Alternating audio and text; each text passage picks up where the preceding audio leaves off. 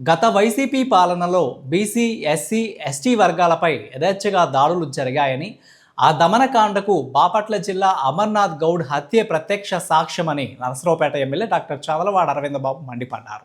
మంగళవారం గుంటూరు రోడ్లోని టీడీపీ నియోజకవర్గ కార్యాలయంలో దివంగత అమర్నాథ్ గౌడ్ 3వ వర్ధంతి కార్యక్రమం జరిగింది.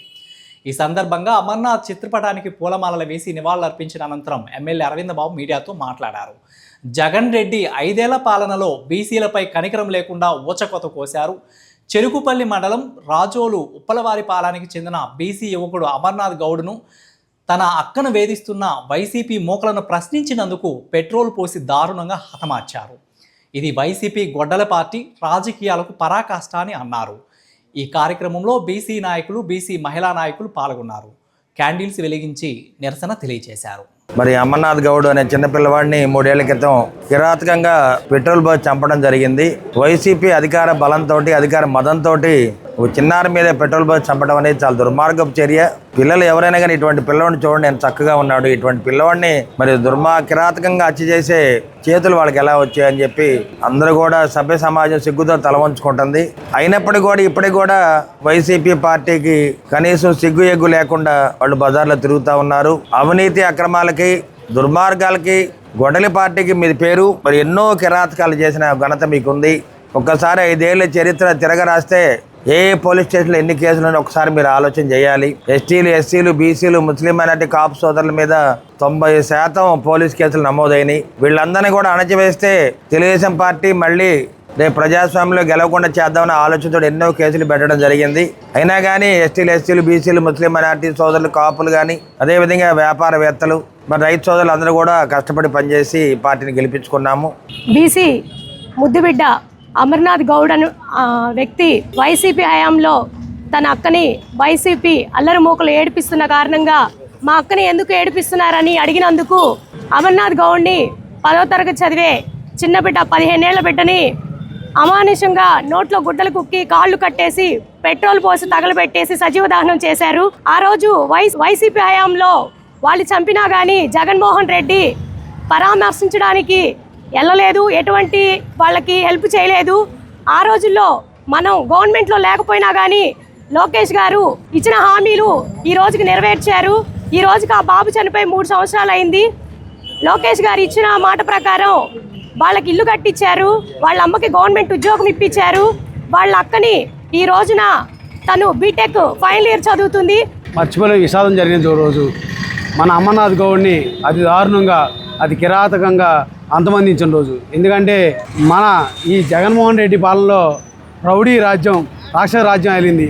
ఒక అమర్నాథ్నే కాదు, ఒక పక్కన చూస్తే మన బీసీ సోదరులు ఎంతోమంది కూడా పట్టం పెట్టుకొని ఆ రోజు జాలగారి విషయంలో కూడా మన నష్టాపేటగా గవర్నమెంట్ పోస్ట్మార్టం జరగకుండా ఎన్నో విధాలుగా అడ్డం పడుతుంటుంటే స్థానిక అప్పుడు అధికారులు లేకపోయినా నేనున్నాను బీసీలు కానీ మా ఎమ్మెల్యే చదవ అరవిందబాబు గారు కూడా గోడలు దూకినా ఇన్ని తిరిగిన అరవిందబాబు గారిని చాలా ఇబ్బందులు పెట్టి పోస్ట్మార్టం దగ్గరికి వెళ్లకుండా అరెస్ట్ చేసి దొంగతనంగా 2 జిల్లాలు తిప్పిన ఏకైక ఘనత జగన్మోహన్ రెడ్డిది.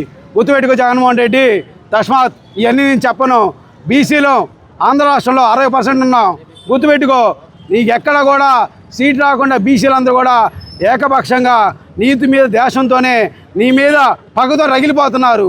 నువ్వు బీసీల దోవి, బీసీలకు ఒక పదం చెప్పు, నేను ఇది చేశానని చెప్పి. గౌడ సంఘానికి చెందిన అమర్నాథ్ గౌడ్ అనే 10వ తరగతి చదువుతున్న విద్యార్థిని వైసీపీ సానుభూతి పరులు, కార్యకర్తలు ఆ రోజు దుర్మార్గంగా వాళ్ళ అక్కని నడిపిస్తామని ప్రశ్నించినందుకు అతన్ని నిర్దాక్షిణ్యం కొట్టి చంపి పెట్రోల్ పోసి తగలబెట్టిన విషాద సంఘటన జరిగిన ఈరోజు. ఆ రోజు వాళ్ళకి వైసీపీ నాయకులు కొమ్ము కాసి వాళ్ళని బెయిల్ మీద బయట తీసుకొచ్చారు. బయట తీసుకొచ్చిన వాళ్ళు బాధిత కుటుంబాన్ని ఇంటికి వెళ్ళి వాళ్ళని దుర్మార్గంగా బెదిరించి హత్యా ప్రయత్నం చేశారు.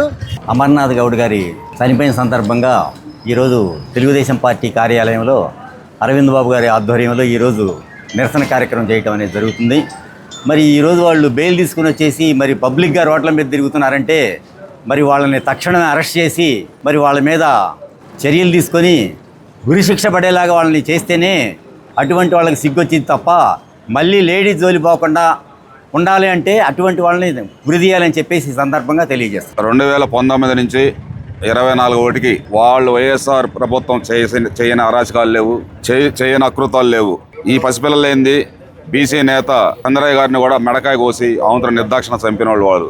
అలాంటి ప్రభుత్వం అలాంటి కార్యక్రమాలు చేశారు కాబట్టి వాళ్ళని 2024లో పొందన పెట్టారు, పక్కన పెట్టారు 11 సీట్లతోటి. వాళ్ళు చేసిన అకృత్యాలే వాళ్ళని రాజ్యాంగానికి దూరం చేసి దరిద్రానికి మామూలుగా దగ్గర చేసి వెళ్ళిపోయారు వాళ్ళు. ఇలాంటి అకృత్యాలు అమర్నాథ్ గౌడ్ లాంటి పసిపిల్లగాడని చూడకుండా అలాంటి అకృతాలు చేసిన వాళ్ళని కూడా బెయిల్ ఇచ్చి బయటికి తీసుకొచ్చి వినాయకుడు టెంపుల్ ముందు నాట్యాలు చేయటం, వాళ్ళ ఇళ్ల ముందు పోయి నాట్యాలు చేయటం, అంత అరాచకంగా వాళ్ళని మానసికంగా చాలా ఇబ్బంది పెట్టారు. ఆ ఇబ్బంది పెట్టిన వాళ్ళ ఈ చేసిన పాపాలు మొత్తం ఈ ప్రజలు వాళ్ళకి గుణపాఠంగా తీర్పునిచ్చి వాళ్ళకి శాపంగా మారిపోయిందని నేను కోరుకుంటున్నా.